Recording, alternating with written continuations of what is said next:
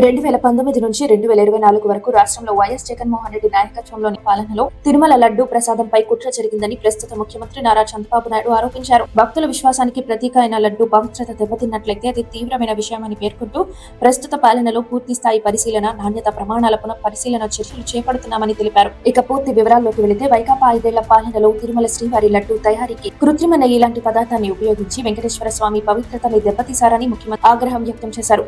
అందులో జంతు కొవ్వు కలిసిందని న్యాయస్థానంలో సిట్ దాఖలు చేసిన అనుబంధ 35వ పేజీలో స్పష్టంగా ఉందని వివరించారు. నెయ్యే కాని నెయ్యి వినియోగించడం అనేది ఒక అంశమే.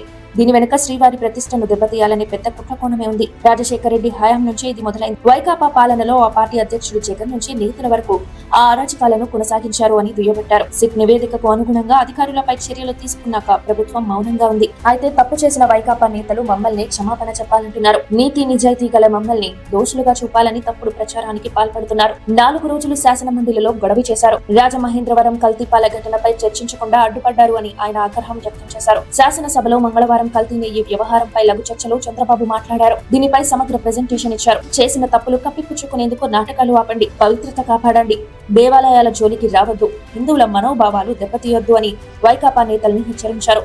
కూటమి ప్రభుత్వం 94% స్ట్రైక్ రేట్ తో గెలిచి అధికారంలోకి వచ్చిందంటే దానికి వెంకటేశ్వర స్వామి కృపే కారణమని చంద్రబాబు స్పష్టం చేశారు. 2019 నుంచి 2024 మధ్య వైకాపా నేతలు ఎన్నో కుట్రలు చేశారు. రాష్ట్రంలో 2032 దేవాలయాలపై దాడులు జరిగాయి. 32 విగ్రహాలను అపవిత్రం చేశారు. 59 విగ్రహాలు చోరీ అయ్యాయి. అయినా కేసులు నమోదు చేయలేదు. పిచ్చివాళ్ల చేష్టలు వీధి కుక్కలు చేశాయి. గుప్త నిధుల వేట అని తేలిగ్గా తీసుకున్నారు. విగ్రహమే కదా ఏముంటుంది అంటూ చులకనగా మాట్లాడారు.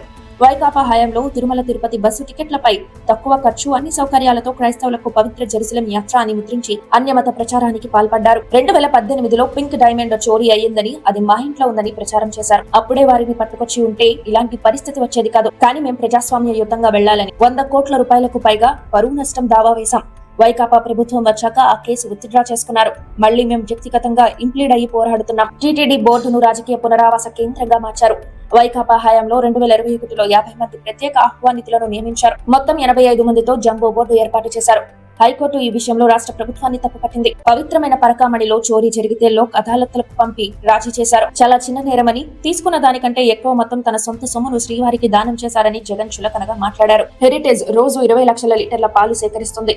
ప్రభుత్వ కార్యాలయాలైన దేవాలయాలైన హెరిటేజ్ నుంచి ఉత్పత్తులు సరఫరా చేయడానికి వీల్లేదని గతంలో నిర్ణయించుకున్నాం. అదే అమలు చేస్తున్నాం. ఇందాపూర్ డైరీ దేశంలోని వివిధ సంస్థలకు ఉత్పత్తులు తయారు చేస్తూ ఉంది. Mother Dairy, Britannia, Hindustan Unilever, ఆయుర్వేదగి, పతంజలి, డీమార్ట్, రిలయన్స్, హెడ్సన్, టాటా, జిఆర్పి, అమూల్, హెరిటేజ్ తదితర సంస్థలు ఇందులో ఉన్నాయి. కానీ తిరుమల నెయ్యికి హెరిటేజ్ కు ముడిపెట్టి వైకాపా దుష్ప్రచారం చేస్తోంది. కూటమి ప్రభుత్వం వచ్చాక తిరుమల లడ్డు ఆహార పదార్థాల తయారీకి FSSAI ధృవీకరణ ఉత్పత్తులు సేకరిస్తున్నాం. ఇందుకు AIని కూడా ఉపయోగిస్తున్నాం. అన్నప్రసాదం తయారీలో పాతదిట్టం వ్యవస్థను మళ్లీ తిరిగి అమల్లోకి తీస్తున్నాం. నాణ్యత, రుచిపై ప్రత్యేక దృష్టి పెట్టాం. దీనిపై భక్తులు సంతోషంగా ఉన్నారు. క్యూ లైన్ల విషయంలో 24 గంటలు భక్తులకు పాలు అందిస్తున్నాం. అదనంగా 23 ఆహార కౌంటర్లను ఏర్పాటు చేస్తున్నాం.